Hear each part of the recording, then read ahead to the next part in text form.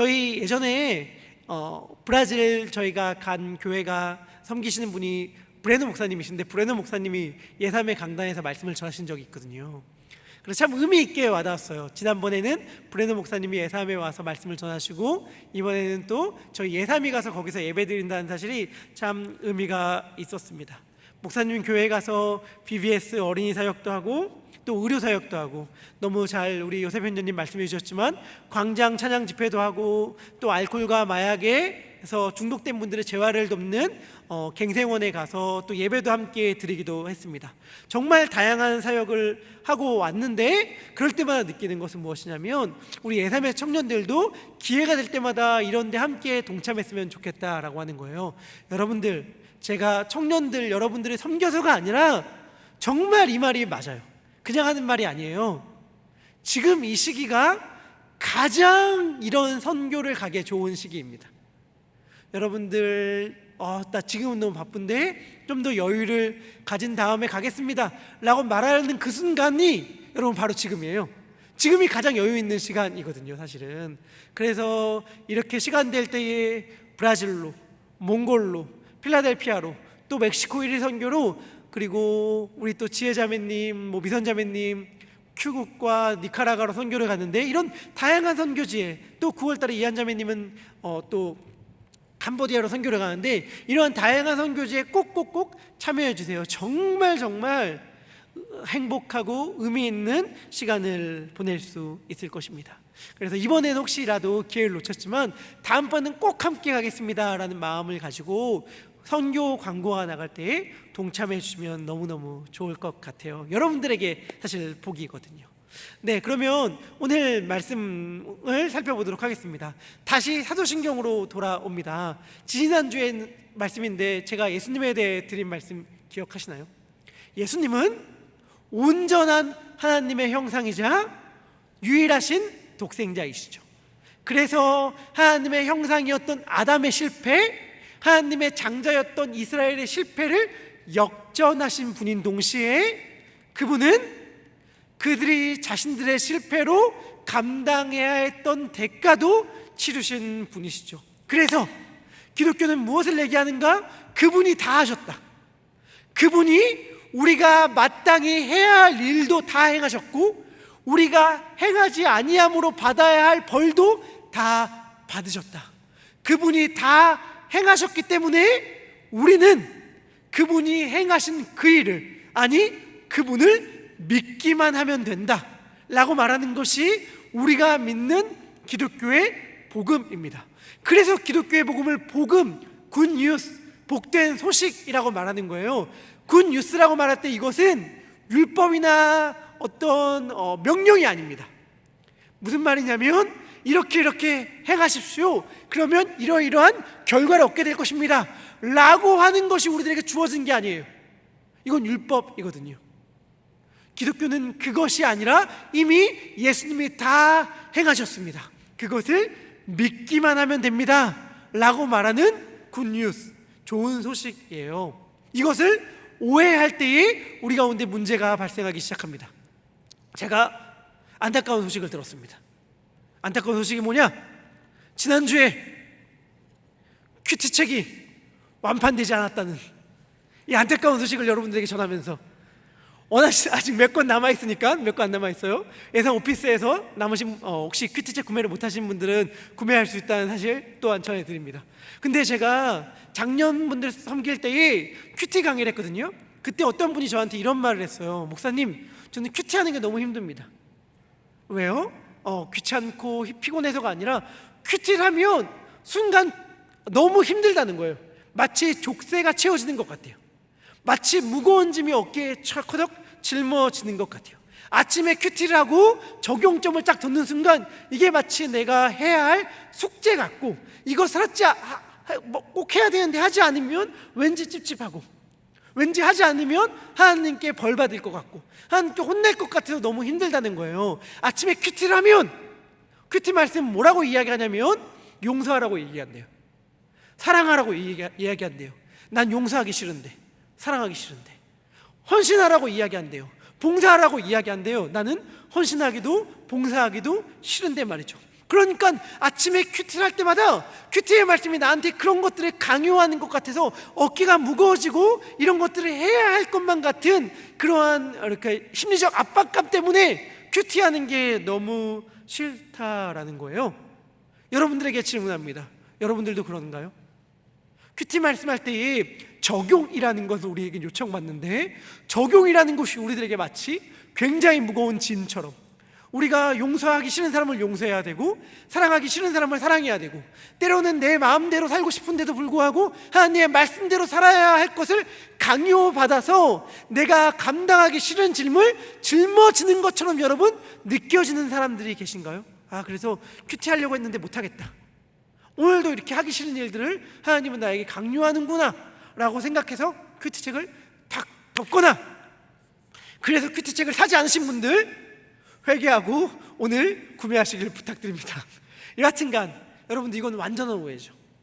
완전한 오해예요. 기독교의 복음은, 여러분 잘 들으세요, 기독교의 복음은 우리의 수갑을 풀게 하는 것이지, 우리의 짐을 덜어주는 것이지 우리를 얽매이게 하는 것이 아닙니다.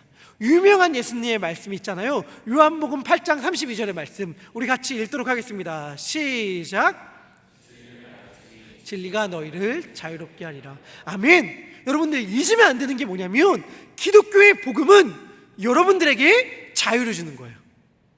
내가 오늘도 하기 싫은 일들을 한다, 내가 오늘도 사랑하기 싫은데 사랑한다, 용서하기 싫은데 용서한다, 봉사하기 싫은데 봉사한다, 헌신하기 싫은데 헌신한다, 이런 걸 강요한다, 이런 게 기독교의 복음이 아니에요. 기독교의 복음은 우리들에게 자유를 선물해 주는 거예요. 어떻게? 예수님이 다 행하셨음을 우리들에게 알게 하여 주심으로. 그래서 더 이상 죄와 사망으로부터 매어 있을 필요가 없고 완전한 자유를 선물 받은 자로 살아가도 된다는 이야기를 기독교는 우리들에게 들려줍니다. 말씀이 우리들에게 알려주는 게 뭐예요? 예수님이 모든 걸 다 행하셨고 우리들에게 완전한 자유를 주셨으며 지금도 하나님의 보좌 우편에 앉으셔서 이 온 땅을 다스리고 계시고 내 삶을 지켜보고 계신다는 사실, 내 삶을 책임지고 계신다는 사실, 그러니 우리는 더 이상 두려워하지 않아도 된다는 사실을 우리들에게 알려줘요. 말씀이 우리들에게 뭘 알려주는가? 두려워하지 않아도 된다. 마음껏 용서해라, 마음껏 사랑해라, 마음껏 헌신해라. 이 자유를 말씀은 우리들에게 줍니다. 왜? 우리는 두려워서 사랑 못하잖아요. 두려워서 용서 못하잖아요. 내가 용서했는데 상처받을까 봐 두렵고, 사랑했는데 그 사랑이 나에게 배신으로 다가올까 봐 두렵고, 내가 헌신했는데 내가 헌신할 동안 남들은 저만큼 달려가는데 나는 물질이든 시간이든 내 힘이든 여기 헌신하는 그 순간 왠지 세상에서는 도태될 것 같고, 그래서 내가 세상에서 왠지 루저가 될 것 같은 불안감 때문에 우리는 사실은 헌신하지 못하는 순간이 굉장히 많이 있잖아요. 그런데 말씀은 우리들에게 알려주는 거예요. 괜찮다, 괜찮다, 하나님이 책임져 주신다. 그러니 마음껏 헌신해도 되고, 마음껏 사랑해도 되고, 마음껏 용서하고 희생해도 된다. 왜냐하면 예수님이 온 세상을 다스리고 계시니까. 온 세상을 다스리시는 그분이 우리의 삶을 책임져 주실 테니까. 그분이 우리가 만약 사랑하고 용서하느라 마음이 다친다면 우리의 상한 마음도 어루만지고 치유하여 주실 테니까 괜찮다. 사랑하고 용서하고 헌신하고 희생하고 섬겨도 된다. 완전히 자유하게 그렇게 살아라 라고 말씀은 우리들에게 알려주는 것, 그게 기독교의 복음이죠. 오늘 살펴볼 사도신경의 내용도 바로 이 부분입니다. 오늘 같이 예삼의 청년들과 나눌 사도신경의 부분은 이 문구예요. 하늘에 오르사 전능하신 하나님 우편에 앉아 계시다가. 놀리는 게 아니라, 여러분들 좀 한자가 낯선 분들은 이 말조차도 어려울 수 있는데, 우편이라는 것은 오른쪽에, right, 오른쪽이란 말입니다. 하나님 우편에 앉아 계시다가 라고 되어 있어요. 예수님께서 십자가에 달려 죽으시고 사흘 만에 부활하셨죠. 부활하신 후에, 부활하시면서 사망의 권세를 깨트리시고 제자들에게 나타나셨습니다. 사도행전 1장 3절의 말씀인데 우리 같이 읽도록 하겠습니다. 시작.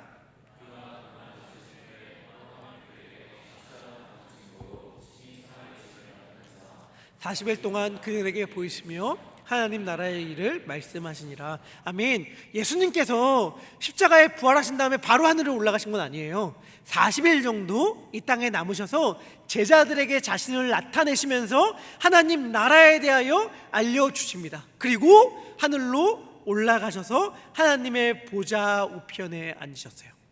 하나님의 보좌 우편에 앉으셨다는 것은 사도신경이 고백하는 바이기도 하지만 성경에 숱하게 나오는 말이기도 해요. 너무 많아서 제가 일일이 찾아보지는 않겠지만 에베소서 1장 20절에서 22절, 히브리서 10장 10절에서 14절, 로마서 8장 34절, 그리고 마가복음에서도 그렇고 마태복음에서도 그렇고 수도 없이 많이 고백하는 게 무엇이냐면 예수님이 하나님 보좌 우편에 앉으셨다는 것입니다. 질문 드릴게요. 예수님이 하나님 우편에 앉으셔서 뭐 하실까요? 내가 이 땅에서 좀 사는 동안 힘들었는데 좀 쉬어야겠다. 소파에 느긋하게 앉아서 좀 편안하게 좀 쉼을 누리자, 안식을 누리자 하면서 가만히 앉아 계실까요? 여러분, 이렇게 생각하는 사람들이 있었다는 사실. 제가 좋아하는 C.S. 루이스가 쓴 소설 중에 천국과 지옥의 이혼이라는 소설이 있습니다. 그 소설에서 어떠한 스승님이 나오는데 조지 맥도날드가 그 스승의 이름이에요. 실제 인물이기도 하고 C.S. 루이스에게 영감을 줬던, 그가 기독교인이 되는데 계기가 되었던, 결정적인 계기가 되었던 책을 쓴 사람이 조지 맥도날드라는 사람이거든요. 그 사람을 자신의 소설 가운데 실명으로 등장시켜서 그 사람의 입을 빌려서 루이스가 이러한 설명을 들려줍니다. 제가 한번 읽어볼게요. 그 책에 나온 내용입니다. 전에는 하나님의 존재를 증명하느라 지나치게 관심을 기울인 나머지 하나님의 존재 외에는 아무것도 신경을 쓰지 않게 된 사람들도 있었지. 마치 주님이 존재하는 일 말고는 다른 할 일이 전혀 없는 분인 것처럼 말이야. 무슨 말인지 이해되세요? 하나님이 계신다, 이 사실을 막 증명하고 싶은 거예요. 하나님을 믿으니까 하나님이 계시다는 걸 막 멋있게 변증으로 증명합니다. 그런데 증명하고 목소리 높여 외치는 건 딱 하나밖에 없어. 그분이 계시다는 것. 마치 그분이 계신 것 외에는 아무것도 하지 않는 분인 것처럼 그분을 여기면서 그분이 존재한다는 것만 막 증명하려고 애쓴 사람들이 있었다는 거예요. 그런데 여러분, 놀라운 게 뭔지 아세요? 놀라운 건 뭐냐면 우리들의 모습이 이런 황당한 사람의 모습과 매우 유사하다는 사실 알고 계십니까? 여러분들 가운데 이러한 말을 하거나 이러한 말을 들은 경우 많을 겁니다. 어떤 말이요? 하나님이 계시다는 건 믿겠어. 그렇죠? 나 하나님이 계시다는 건 믿어. 근데 딱 거기까지. 하나님 왠지 있는 것 같아. 근데 딱 거기까지. 어렸을 때부터 교회 안에서 자라나서 신앙을 갖게 되었는데 하나님이 계시다는 것만 딱 알아요. 그것만 믿겠대요. 그리고 그분은 존재하기만 하고 계시기만 하고 우리는 다른 것 아무것도 필요 없어. 마치 그분이 계시다는 걸 믿기만 하면 나의 역할이 다인 것처럼. 하나님 믿습니까? 네, 믿어요. 예수님 믿습니까? 믿어요. 뭘 믿는데? 뭐를? 그분이 계시다는 걸 믿어요. 딱 거기까지만 믿으면 내가 할 일이 다인 것처럼 살아가는 모습들이 사실은 우리들의 모습 아닙니까? 여러분, 질문할게요. 그것으로 충분합니까? 그것으로 충분해요? 우리가 그것으로 충분하다고 믿기 때문에, 생각하기 때문에 우리의 삶이 그토록 능력이 없는 거예요. 우리가 하나님을 믿는다고 하고 예수님을 믿는다고 하지만 우리의 삶에 능력이 없어. 그분의 일하심이 없어. 그분의 역사하심이 없어. 왜요? 굉장히 많은 경우에 우리가 그분의 존재하심만 그냥 믿는 데서 멈추기 때문입니다. 그분이 그냥 하나님 보좌 우편에 앉아 있다고만 생각하기 때문이죠. 아니요, 그분은 그냥 앉아 계신 게 아니에요. 그분은 하나님 보좌 우편에서 그냥 앉아서 쉬고 계신 게 아닙니다. 히브리서 1장 3절은 이렇게 얘기합니다. 우리 같이 읽도록 할까요? 시작. 이는 하나님의 영광의 광채시요 그 본체의 형상이시라. 그의 능력의 말씀으로 만물을 붙드시며 죄를 정결하게 하신 일을 하시고 높은 곳에 계신 지극히 크신 이의 우편에 앉으셨느니라. 아멘. 예수님에 대해 뭐라고 얘기하냐면 능력의 말씀으로 만물을 붙들고 계시대요. 능력의 말씀으로 지금 우리의 삶도 붙들고 계시대요. 여러분, 신구약 성경은 공공연하게 뭐라고 고백하냐면 하나님은 하늘에 계시지만 하늘에 계시지 않다고 이야기합니다. 솔로몬이 성전을 봉헌하면서 했던 말이 뭔지 아세요? 하늘들의 하늘들이라도 하나님을 감당하지 못하겠거늘 이라고 얘기해요. 영으로 계신 하나님은 하늘도 감당하지 못할 뿐입니다. 온 우주에 충만하신 분이 하나님이에요. 하나님은 온 우주에, 온 세계에 충만하신 분인데 하나님의 우편이 어디 있어요? 하나님의 우편이 어디 있어요? 하나님은 온 우주에 충만하신 분인걸요? 그렇다면 하나님의 우편에 계시다는 것은 단지 물리적으로 오른쪽에 있다는 게 아니라 권능, 능력, 권위, 통치, 왕의 자리를 상징하는 보좌에 앉으셨다는 거예요. 다시 말하면 예수님이 권능의 보좌에 앉으셔서 다스리고 계시다는 것입니다. 사도신경은 성부 하나님, 성자 예수님, 성령 하나님에 대해 고백할 때에 성부 하나님에 대해서 천지를 만드신 성령을 믿사오며 간략하게 고백하지만 예수님에 대해서는 굉장히 길게 고백하잖아요. 예수님이 하신 일들과 존재에 대하여 굉장히 다양한 동사로서 예수님을 수식하고 설명하지만 오직 여기에서만 현재형 동사가 사용됩니다. 앉아 계시다가. 다시 말하면 이제까지 예수님이 하신 모든 일들은 과거형이에요.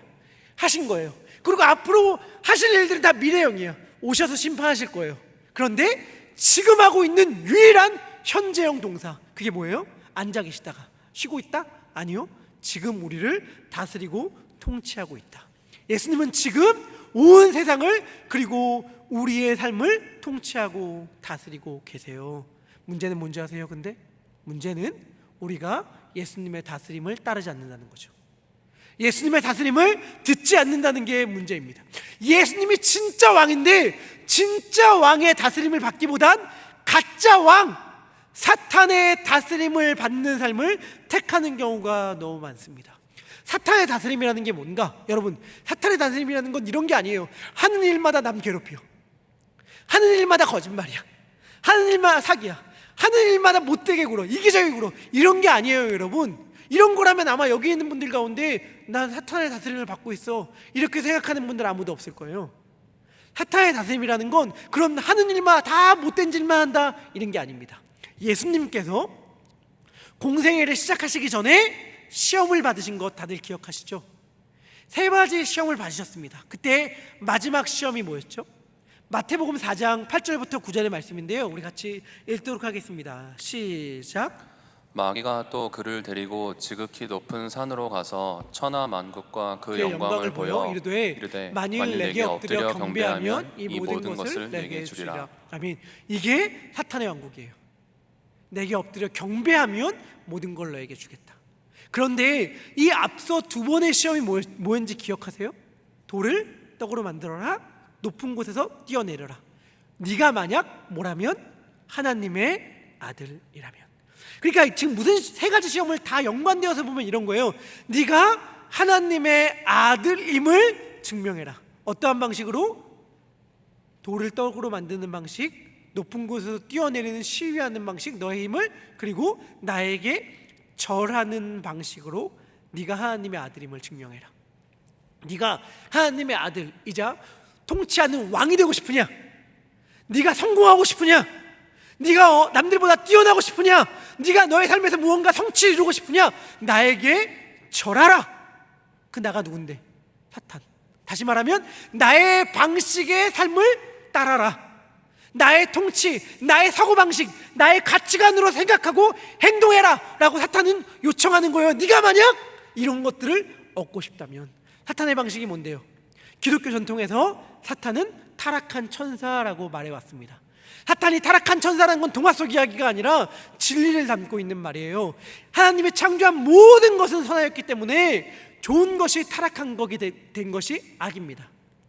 유다서 1장 6절은 이렇게 얘기합니다. 제가 읽을게요. 또 자기 주의를 지키지 아니하고 자기 처소를 떠난 천사들, 이게 사탄인데 큰 날의 심판까지 영원한 결박으로 흑암에 가두셨으며 자기 지위를 지키지 않고 자기 처소를 떠났다고 이야기해요.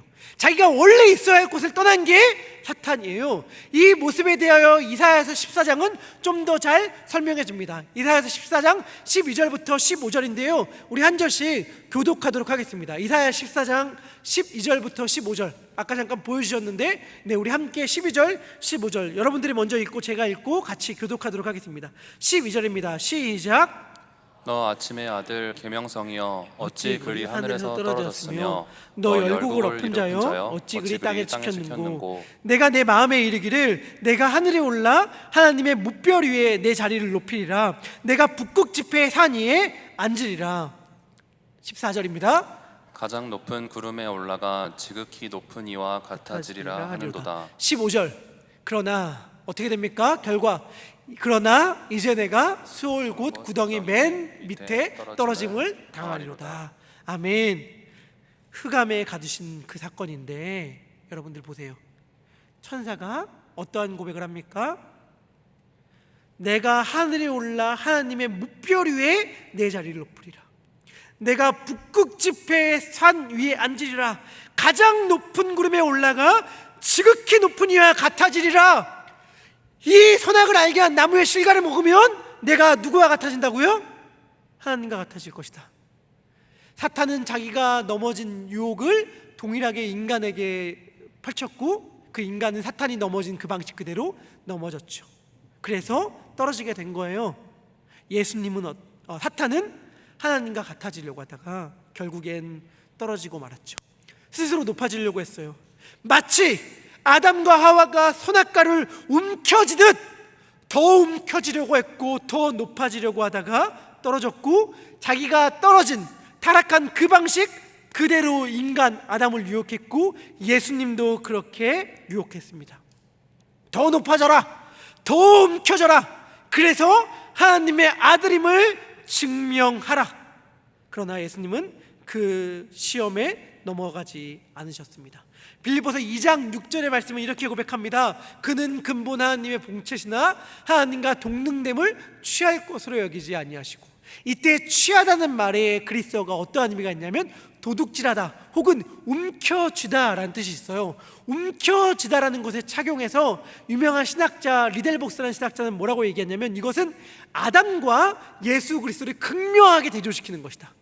마치 아담이 선악과를 움켜짐으로 하나님과 동등해지려고 했다면 예수님은 움켜지려고 하지 않으심으로 하나님과 동등된 분이시나 자기를 비우시는 그 낮아지는 모습을 택하심으로 결국엔 높아지셨다, 결국엔 왕이 되셨다, 이렇게 말씀을 구절을 해석했거든요. 예수님은 어떻게 왕이 되셨습니까? 예수님은 어떻게 하나님의 보좌 우편에 앉으셔서 온 세상을 다스리시는 분이 되셨나요? 그분은 네가 하나님의 아들이라면 십자가에서 내려오라 라는 이야기를 들었을 때 십자가에서 내려오는 방식으로 하나님의 아들임을 증명하지 않으셨습니다. 12군단이나 더 되는 천사들을 내려보내셔서 로마의 군사들을 싹 멸하심으로 하나님의 아들이심을 증명하지 않으셨어요. 더 높아지심으로, 더 움켜지심으로 하나님의 아들이심을 증명하지 않으셨고 그분은 어떻게 하나님의 아들이심을 증명하셨죠? 십자가에 달려 죽으심으로, 자기를 낮추심으로, 희생하심으로 하나님의 아들이심을 증명하셨고 그렇게 왕이 되셨고 그 방식으로 우리를 다스리고 계시며 그 방식으로 살아가라고 우리를 초대하십니다. 우리가 여전히 불안과 두려움과 염려에 사로잡혀 더 높아지려고 하고 더 움켜지려고 하는 방식을 취하는 그 순간 우리는 아담이 넘어갔던 그 방식, 타탄적 왕국의 삶의 방식을 택하는 거예요. 결국엔 그 방식의 삶을 사는 순간 우리는 저 밑은 곳으로 떨어져 죄와 사망의 노예가 된 채 살아갈 수밖에 없을 것입니다. 그러나 예수님의 방식을 택하여 살아간다면 그분이 우리의 삶을 책임져 주심을 믿고 과감하게 사랑과 신뢰의 방식, 그분을 믿고 따르면 그분이 책임져 주실 거야 하는 마음으로 살아간다면 우리는 놀랍도록 위대한 평화를 누릴 수 있을 거예요. 예수님은 이렇게 지금도 보좌 우편에서 우리들에게 말씀하시는 셈입니다. 내가 왕이야. 내가 진짜 왕이야. 내가 온 세상을 다 다스리고 있고 너희의 삶을 책임지고 있어. 그러니까 두려워하지 않아도 돼. 염려하지 않아도 돼. 마음껏 나를 신뢰함으로 살아가도 괜찮아 라고 예수님은 우리들에게 말씀하십니다. 우리는 종종 질문하죠. 하나님 계신 거 맞습니까? 하나님 나를 사랑하시는 것 맞습니까? 지금 내 삶을 지켜보고 계신가요? 지금 제가 눈앞에 안 보이세요? 저 여기 있어요 라고 하면서 때로는 하나님 앞에서 헬미를 외치면서 막 손을 흔들고 싶은 순간들이 우리 가운데 있잖아요. 하나님은 나를 사랑하지 않으신가 봐. 하나님은 내 삶에 관심이 없으신가 봐. 나를 사랑하신다면, 내 삶에 관심이 있다면 내가 지금 이렇게 힘들게 살아가고 있는데 가만히 있을 리가 없어, 못 본 척 할 리가 없어 라고 우리는 생각할지도 모르겠습니다. 하지만 여러분 그러시겠습니까? 예수님이 우리를 사랑하지 않으시겠습니까? 찬양의 고백처럼 저 높고 높은 별을 넘어서 이 낮고 낮은 땅 위에 죄를 범한 이쁜 구석 하나도 없는 우리를 위하여 자신의 목숨을 내어 놓으시기까지 사랑한 그분이 우리를 못 본 척 외면하시겠습니까? 하늘을 두루마기로 삼고 바다를 잉크로 삼아서 그 사랑을 기록한다 하더라도 다 기록하지 못할 그 사랑으로 우리를 사랑하시는 그분이 우리의 삶을 몰라서, 우리의 삶에 관심이 없어서 그러고 계신 게 아니에요. 여러분, 완전히 반대예요. 오히려 잘 아셔서 그래요. 잘 모르는 건 우리입니다. 잘 모르는 건 우리예요. 우리가 우리의 삶 가운데 불안해하고 두려워하고 초조해하면서 하나님 왜 우리의 삶을 돌아보지 않고 계신가요? 우리의 삶이 얼마나 힘든지 어려운지 고달픈지 모르고 계신가요? 라고 우리는 이야기할지 모르겠지만 아니요, 잘 모르는 게 우리예요. 오히려 그분은 너무너무 잘 알고 계시기 때문에 우리들에게 그렇게 행하고 계신 것입니다. 만약에 우리가 그 사실을 믿는다면, 우리를 사랑하고 계시다는 사실과 그분이 하나님의 보좌 우편에 앉으셔서 우리의 삶을 지켜보고 계시고 다스리고 계시다는 걸 믿는다면 그 믿는 사람의 삶은 오늘 우리가 읽은 마가복음 16장의 말씀처럼 정말 능력 있는 삶, 살아있는 삶이 될 것입니다. 마가복음 16장 15절에서 18절의 말씀입니다. 우리 같이 읽도록 하겠습니다. 읽겠습니다. 시작. 또 이르시되 너희는 온 천하에 다니며 만민에게 복음을 전파하라. 믿고 세례를 받는 사람은 구원을 얻을 것이요 믿지 않는 사람은 정죄를 받으리라. 믿는 자들에게는 이런 표적이 따르리니 곧 그들이 내 이름으로 귀신을 쫓아내며 새 방언을 말하며 뱀을 집어 올리며 무슨 독을 마실지라도 해를 받지 아니하며 병든 사람에게 손을 얹은즉 나으리라 하시더라. 아멘. 완전히 기적과 똑같은 삶이잖아요. 말도 안 되는 삶이잖아요. 이런 게 가능합니까? 라고 이야기할 때 예수님은 우리들에게 말하고 있는 셈이에요. 가능하다. 내가 하나님의 보좌 우편에서 너희의 삶과 내 삶을 다스리고 있는다는 사실을 믿는다면 이런 놀라운 능력을 소유하게 될 것이다 라고 예수님은 우리들에게 말씀하여 주시는 것입니다. 진짜 사소한 아무것도 아닌, 그러나 저 개인적으로는 굉장히 의미 있는 이야기로 말씀을 마치려고 합니다. 간증이라고 하기엔 너무 거창하고 사실 아무것도 아니기 때문에 그냥 이야기라고 이야기를 했는데 어떤 이야기냐면 제가 한국에서 전도사 사역을 할 때의 이야기예요. 제가 파트타임으로 전도사 사역을 할 때에 제가 있는 학교는 기숙학교였고 제가 사역하는 교회로부터 차로 한 1시간 정도, 1시간 좀 넘는 거리로 떨어져 있었습니다. 저는 파트타임 사역자였기 때문에 사실은 교회에 매일 갈 필요는 없었어요. 그런데 그 교회의 특별 새벽 기도 시간 날이 되었습니다. 그래서 그냥 사실 그럴 의무는 아니었지만 새벽 기도를 참여하고 싶은 마음 때문에 편도로 한 번 갔을 때 원웨이로 한 1시간 좀 넘는 거리를 매일 새벽마다 이렇게 왔다 갔다 이렇게 하기 시작했습니다. 근데 여러분들 다 아시죠? 한국은 교통경찰이 신호 혹은 과속을 잡나요? 아니면 카메라가 잡나요? 카메라가 잡죠. 그렇죠. 여러분들 한국에서 운전하신 분들 다들 아시겠지만 한국은 교통경찰이 잡지 않아요. 다 카메라가 다 찍어서 나중에 번호를 통해서 집으로 과태료 티켓을 부과하거든요. 그런데 또 잘 아시죠? 그 카메라를 친절하게 내비게이션이 위치를 알려주잖아요. 그래서 이렇게 딱 가면 지금 뭐 100m 앞에 카메라가 있습니다. 이렇게 속도를 위반하면 막 시끄러운 소리와 함께 경고음을 딱 알려줘서 이렇게 카메라로부터 이렇게 안전하게 보호해주고 피할 길을 이렇게 우리들에게 주지 않습니까? 그래서 저는 새벽에 빨리 교회를 가야 되는 그 가운데서 당연히 죄송합니다. 당연하진 않은데 하여튼 과속을 하면서 이렇게 교회를 가는데 이렇게 당연히 내비게이션이 이렇게 딸랑딸랑 이렇게 알림을 해주기 때문에 그땐 속도를 싹 줄였다가 지나가면 이렇게 교회 도착해서 이렇게 매일마다 일주일이 훨씬 넘는 기간을 이렇게 교회까지 왔다 갔다 하고 특별 새벽기도 한 2주 정도 되는 기간이었나 그 기간을 마쳤습니다. 그런데 어느 날 평안하게 있던 저의 삶 가운데 갑자기 불안한 기운이 찾아오기 시작했습니다. 그러더니 저희 집에 과속 티켓이 이렇게 날라온 거예요. 그게 뭐냐? 라고 보니까 카메라가 새로 생긴 거예요. 그 내비게이션이 미처 인식을 못한 거죠. 그래서 그게 저에게 과속 위반으로 이렇게 딱딱 티켓이 날라온 거예요. 제가 그걸 받는 순간 염려 혹은 불안, 속상함이 저에게 첫 번째 감정이 아니었습니다. 제 첫 번째 감정은 뭐였냐면 두려움이었습니다. 왜일까요? 한 번이 아닌데 어떡하지? 아니나 다를까 매일 날라오는 거예요. 매일. 이게 한 번만 날라오면 그냥 뭐 한국은 미국처럼 그렇게 티켓값이 세진 않으니까. 근데 이게 진짜 매일마다 티켓이 이렇게 한 번에 몰아서 오는 것도 아니고 날마다 오늘 왔나 두렵고 떨리는 마음으로 메일을 보면 또 와 있는 게 이렇게 한 장 한 장 쌓일 때마다 제 마음이 얼마나 불편했는지 모르겠습니다.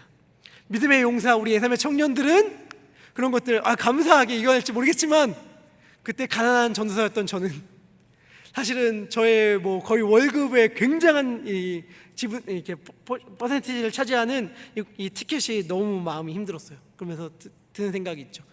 어떤 생각이 들까요? 왜 거기 카메라는 새로 생겨가지고 왜 내비게이션 그걸 인지를 못했지? 굳이 안 가도 되는데 왜 새벽기도 내가 죄송합니다. 정말 뭐 이런 생각들이 막 굉장히 저는 당시에 저를 지배하고 사로잡았던 생각들 아닙니까? 그런데 여러분 그 마음으로 이렇게 하루하루 살다가 갑자기 벼랑간 제 마음이 완전히 역전되어서 평화가 찾아왔어요. 완전히 역전되어서 제 마음 가운데 평화가 쫙 찾아왔는데 뭐 돈이 생겼다, 뭐 누가 이렇게 제 사정을 듣고 이렇게 티켓값을 대신 내줬다 이런 거 전혀 아니고요. 그냥 아무런 환경과 상황에 달라짐이 없었는데 그냥 늘 들었고 늘 불렀던 늘 이렇게 되뇌었던 찬양 한 가사가 제 마음 가운데 그냥 불쑥 들어왔어요. 그 찬송가인데 그게 뭐 어떤 찬양 가사냐면 이런 거예요. 찬양 가사가 빛나고 높은 보좌와 그 위에 앉으신 주 예수 얼굴 영광이 해같이 빛나네. 이 가사였는데 그냥 이게 제 마음 가운데 갑자기 확 들어왔어요. 빛나고 높은 보좌와 그 위에 앉으신 주 예수 얼굴 영광이 해같이 빛나네. 예수님이 다스리고 계시잖아요. 나의 모든 상황을 주님이 아시잖아요. 그럼 그분이 책임지시겠죠. 돈을 준다 안 준다 이런 차원이 아니야. 그분이 내 삶을 책임져 준다는 그 사실이 그 돈과는 비교할 수 없는 평안과 확신을 저에게 주더라고요. 그 다음에 저 기억 안 나요. 솔직히 거기에 완전히 그 찬양에 압도되었던 기억만 나지 그 문제가 어떻게 해결되는지 알지 못하나 확실한 것, 지금 제가 여기 있다는 사실, 그거 아무것도 아니었다는 사실, 그 문제 아무것도 아니었다는 사실. 여러분들 완벽하게 사실인 거 뭔지 알아요? 죽을 것 같은 그 문제 기억도 안 난다는 사실. 나의 삶 가운데 나를 억눌러서 막 내가 숨 못 쉴 것 같아. 밤에 잠이 잘 안 와. 아침에 눈이 그냥 벌떡 눈이 떠져. 나를 그렇게 힘들게 했던 그 문제, 여러분들 사실은 지금 기억도 안 나는 것 태반일 거예요. 왜? 하나님이 우리를 책임지고 계시거든요. 하나님이 우리를 책임지고 계세요.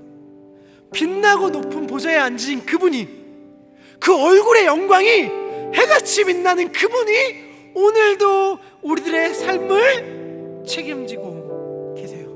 여러분, 더 움켜쥐지 않아도 괜찮아요. 더 높아지지 않아도 괜찮아요.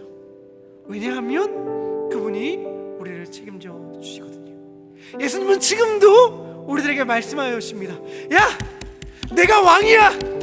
내가 널 다스리고 있어. 예수님이 다스린다는 사실은 예수님이 책임져 주신다는 사실이거든요. 야, 먹고 살 걱정하지 마. 야, 상처받을 걱정하지 마. 야, 손해볼까봐 전전긍긍할 그 걱정하지 마. 내가 책임져 준다니까.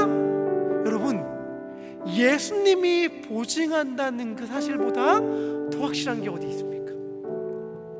오늘 몽골로 가는 선교팀, 예수님이 다스리십니다. 내가 두고 가는 내 삶의 모든 염려들, 내가 몽골 선교 갔다 온다면 어떻게 될까? 걱정하지 마세요. 걱정하지 마세요. 예수님이 책임져 주십니다. 지금 삶의 실패와 눈물과 곤고와 아픔의 한 다리 한 다리를 건너가면서 버겁고 지치고, 예수님 지금 저의 삶을 지켜보고 계신 거 맞습니까? 라고 생각하시는 분들이요, 완전히 자유하시라. 완전히 자유하시라. 예수님이 우리를 다스리십니다.